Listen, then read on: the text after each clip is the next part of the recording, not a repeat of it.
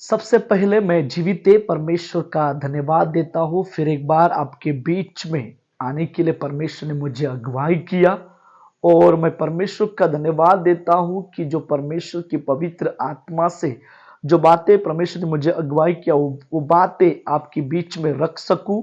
और आज से हम 15-20 दिन तक जो हम लोग जो है स्त्रियों के बारे में हम सीखने जा रहे हैं। बाइबल में जितने भी स्त्रियां हैं जिनका योगदान रहा है उनसे हम क्या सीख सकते हैं और वो कौन थी और उनसे हमें क्या सबक मिलता है, इन सारे विषयों के साथ हम लोग बात करेंगे। आज से आप लोग हमारे साथ जुड़े रहिए और जो जो वीडियो आपके तक आएगा आप उसे पूरा देखिए और प्रभु निश्चित रूप से आपसे परमेश्वर बात करेगा। और आज हम जिस विषय से बात करने जा रहे हैं, जिस स्त्री से हम बात करने जा रहे हैं, उसका नाम है हवा। आज हम हवा के विषय में हम सीखेंगे, हवा के विषय में आज जानेंगे। पहली बात क्या है कि हवा कौन थी, हम पहले उसमें हम फोकस करेंगे। हवा जो है आदम की पत्नी थी, वो दुनिया की सबसे पहली औरत थी। अगर औरतों की बात किया जाए तो बाइबल में सबसे पहले हवा का जिक्र आता है। अभी प्रश्न यह है कि हवा कैसे बनी। हवा कैसे बनी? ना तो पुरुष और स्त्री मिलकर हवा पैदा हुई, नहीं। परमेश्वर ने जब पहले मनुष्य को बनाया, पहले मानव को बनाया, वो पहला मनुष्य था आदम। आदम बनने के बाद आदम कैसे बना? परमेश्वर ने आदम को अपने हाथों से मिट्टी से उससे बनाया। बाइबल कहती है कि जब आदम बन गया, आदम के नथनों में जीवन का श्वास फूका परमेश्वर ने, वो जीवधारी प्राणी बना। बाद में परमेश्वर ने क्या किया? आदम को गहरी नींद में सुला दिया। गहरी नींद में सुला देने के बाद उसकी फसली को निकालकर एक स्त्री को बनाया। यानी उसका मतलब यह है पहले स्त्री नहीं तो पहले कौन था? आदम था। जब हम पहले तीमुथियुस को उसके दूसरा अध्याय को पढ़ते हैं, 13 पद में लिखा है क्योंकि आदम पहले उसके बाद हवा बनाई। तो परमेश्वर ने कैसे बनाया हवा को? आदम के फसली को निकालकर स्त्री को बनाया। कितनी बड़ी बात है प्रियो कि परमेश्वर ने आदम की फसली को निकालकर स्त्री को बनाया है। अभी हम उसके कार्यों को देखेंगे, उसने क्या किया, हवा ने क्या किया, हम उसके विषय में हम थोड़ा मनन करेंगे। उसने परमेश्वर की आज्ञा को तोड़ दी। हवा और उसके पति आदम को परिपूर्ण बनाया गया था। उन्हें अपने फैसले खुद करने की आजादी दी गई थी और परमेश्वर जैसे गुण दिखाने के काबिल भी बनाया गया था, जैसे प्यार और बुद्धि। जब हम उत्पत्ति पहला अध्याय उसके 27 वचन को पढ़ते हैं वहां पर हमें मिलता है। परमेश्वर ने आदम को साफ साफ कहा था, बताया था, अगर अदन की वाटिका के बीच में जीवन का वृक्ष, भले बुरे ज्ञान का एक पेड़ लगा हुआ है, उसका फल मत खाना। यानी उसका फल खाओगे तो तुम मर जाओगे। ये आज्ञा आदम को परमेश्वर ने दी थी। प्रश्न ये होता है कि क्या ये बातें हवा को मालूम थी?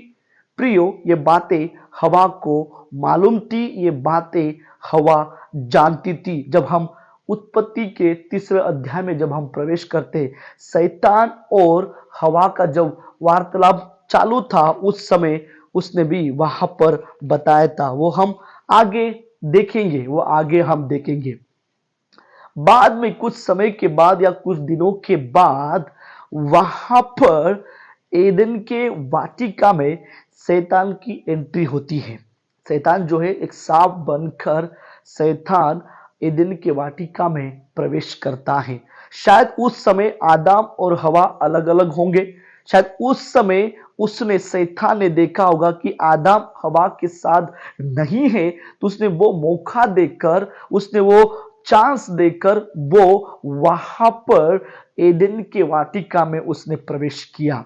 तो क्या ये बातें शैतान को मालूम थी कि जो परमेश्वर ने आदम को कहा था? प्रियो, ये बातें शैतान जानता था कि परमेश्वर ने आदम से क्या क्या बातें की थी। वो सीधा स्त्री के पास आकर वो स्त्री से बोल रहा है। जब हम उत्पत्ति के 3 अध्याय को जब हम पहले वचन को पढ़ते हैं, वहां पर क्या सच है कि परमेश्वर ने कहा तुम इस वाटिका के किसी वृक्ष का फल न खाना। देखो, शैतान को ये बातें मालूम थी, इसलिए वो डायरेक्टली इनडायरेक्टली वो बातें जो परमेश्वर ने आदम को बताया था वो बातें वो स्त्री के सामने रख रहा है। स्त्री ने काफी सुंदर उत्तर दिया, काफी सुंदर उत्तर दिया स्त्री ने कहा कि इस वाटिका का वृक्ष का फल परमेश्वर ने खाने के लिए मना किया है। हमें वहां तक जाने की अनुमति नहीं है। ना तो हम वहां पर जा सकते हैं, ना तो छू सकते हैं, ना तो खा सकते हैं, क्योंकि परमेश्वर ने हमें मना किया। जिस दिन हम उस फल को खाएंगे हम निश्चित रूप से मर जाएंगे। ये परमेश्वर की आज्ञा परमेश्वर ने दिया है। अभी शैतान जो है ना, शैतान अभी रुकने वाला नहीं है, क्योंकि शैतान को मालूम था कि ये मेरे जाल में फंसने वाली है। शैतान वहां पर ही नहीं रुक रहा है। शैतान क्या कर रहा है और उसे प्रश्न कर रहा है और उसके सामने नए नए बातें को रख रहा है। मगर शैतान ने उसे बहका दिया कि फल खाने से तू नहीं मरेगी, फल खाने से तू नहीं मरेगी, इसलिए जिस दिन तुम उसका फल खाओगे उसी दिन तुम्हारी आंखें खुल जाएगी। क्या हो जाएगी? खुल जाएगी, और तुम भले बुरे का ज्ञान पाकर तुम परमेश्वर के तुल्य हो जाएंगे। जैसे ये बातें शैतान ने हवा के सामने रखा तो हवा जो है पूरी रीति से उसके बातों में वो फंस गई, क्योंकि शैतान जो है ना एक नंबर का झूठा है। शैतान जो है एक नंबर का बहकाने वाला है, भरमाने वाला है, और वो शैतान ने हवा को भी क्या किया? बहका दिया, और उसके जाल में शैतान ने हवा को फंसा दिया। बाद में स्त्री ने क्या किया? बाद में स्त्री ने देखा, उस वृक्ष के फल को देखा, फल खाने के लिए अच्छा है, देखने के लिए मनभाऊ है और बुद्धि देने के लिए चाहने योग्य भी है। उसने उस फल को तोड़ा और खाया, और खाने के बाद वो पति के पास जा रही है। किसके पास जा रही है? पति के पास, जो आदम के पास जा रही है। जब आदम को उसने फल दिया तो आदम ने कोई सवाल नहीं किया होगा, कोई बातें नहीं किया, तू क्यों दे रही है मुझे फल? परमेश्वर ने कहा है फल खाना नहीं है। तो आदम ने कोई भी सवाल न करते हुए उस फल को ले लिया और उसने भी खाया, उसने भी खाया। मेरे प्रिय लोगों, शैतान आज हर जगह फैल रहा है, शैतान हर जगह आज कार्य कर रहा है। वो अच्छे लोगों के साथ हमेशा रहता है, वो बुरे लोगों के साथ नहीं है। उसको मालूम है कि मैंने उनको बुरे कामों में फंसा कर रखा है, मैं उनके साथ नहीं। तो अभी जो अच्छे लोग जो है, जो मसीह में दौड़ रहे, मसीह में विश्वास में, प्रार्थना में, संगति में जुड़े हुए हैं, उन्हें गिराने की वो कोशिश करता है हर दिन। उन्हें वो गिराने की वो उन्हें गिराने के लिए वो हमेशा राह देखता है। जब मुझे मौका मिलेगा तो मैं उस व्यक्ति को गिराऊंगा। लेकिन प्रियो, हमें शैतान के बहकाव में नहीं आना है, शैतान के बहकाव में नहीं आना है। शैतान हर व्यक्ति की कमजोरी को जानता है। जिस प्रकार स्त्री शैतान के बहकाव में आ गई, आज भी बहुत सी स्त्रियां जो है शैतान के बहकाव में, लोगों के बहकाव में आकर अपने परिवार को तोड़ देती है, विश्वास से अलग हो जाती है, परमेश्वर के वचन को पढ़ती नहीं है, प्रार्थना से दूर हो जाती है, ना तो चर्च जाती है, ना तो संगति में रहती है। क्योंकि वो लोगों के बहकाव में आकर, शैतान के बहकाव में आकर आकर वो अपने आप से प्रभु से दूर कर लेती है और उसका परिणाम बहुत ही अलग हो जाता है।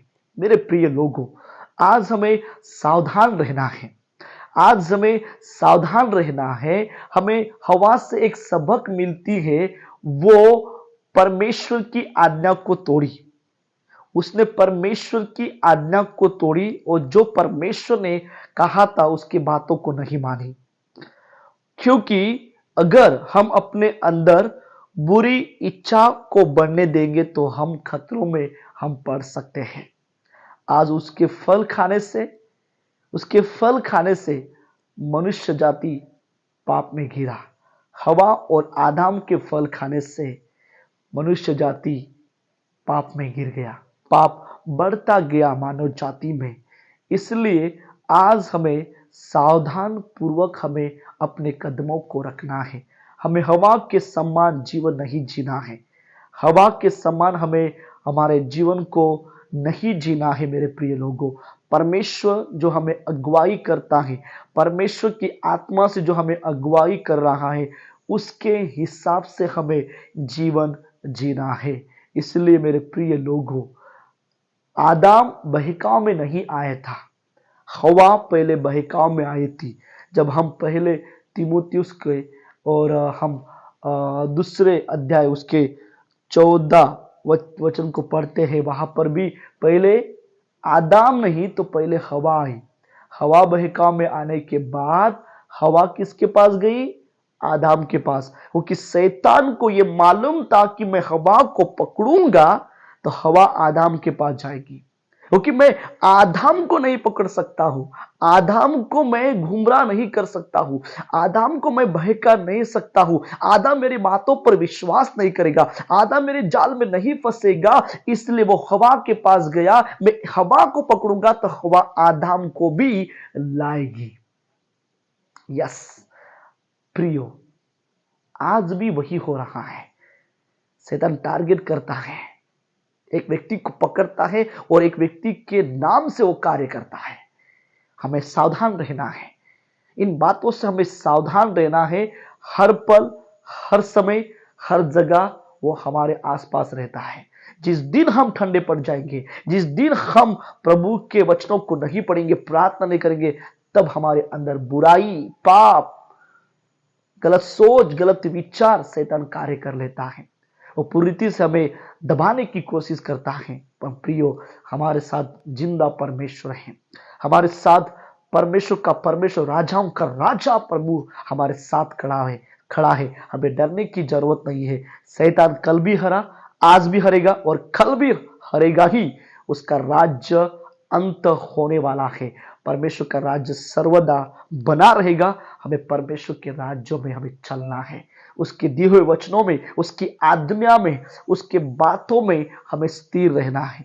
परमेश्वर ने क्या कहा था कि तुम मेरी आज्ञा को तोड़ोगे तो मर जाओगे, यानी तुम मेरे फल को खाओगे तो मर जाओगे। वहां पर वो आत्मिक रीति से मर गए थे। प्रियो, आज परमेश्वर वही कहता है कि आज हम कितने आज्ञा को मान रहे हैं। आज हम कितने आज्ञा को परमेश्वर को मान रहे हैं, कितने वचनों को हम फॉलो कर रहे हैं, हम कैसा जीवन जी रहे, ये परमेश्वर हमारे जीवन को देख रहा है। प्रभु ये वचन के माध्यम से आप लोगों को आशीष दे और हमारे वीडियो को और शेयर कीजिए ताकि प्रभु का वचन हर जगह पहुंचे और बहुत से लोग वचनों में बढ़े, उसकी संगति में जुड़े रहे और हमारा साथ दीजिए ताकि हम और भी ऐसे नए नए वीडियो बनाकर हम लोगों तक पहुंचा सके। प्रभु आपको आशीष दे।